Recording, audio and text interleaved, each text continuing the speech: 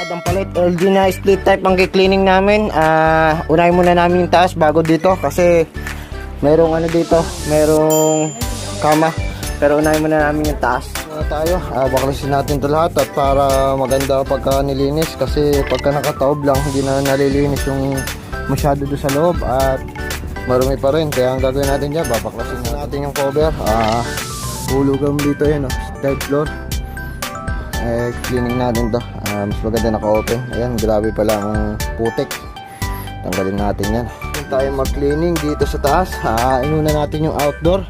Saan tayo sa baba. Ayan, kitang-kita na yung ano, may sinag na siya. Kanina wala. Hindi masinag yung likod kasi sobrang kapal ng dumi. Ayan, dumi, puro putik na. Ayan, okay na. Okay, linis na po siya. Malinis na. Ito, nalinis na rin ng partner ko. Kasama nga pala si partner Cal. Ngayon, wait lang pre. Ako muna. Wait lang. Ayan. Ayan siya. Malinis na. Tapos natin siyang bugahan. Okay na. Ayan. Wala na siyang dumi. Ayan.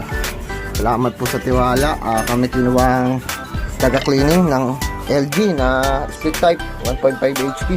Tama nga pa sa partner. Malapit na siyang mabuo. Tapos testing na lang natin.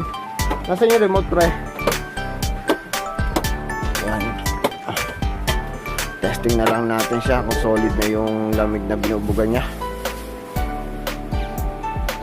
Kasi kanina sobrang hina.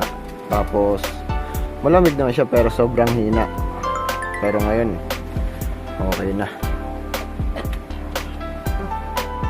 Yan, inon na natin ang gagawin natin dyan. Testing na lang tapos okay na.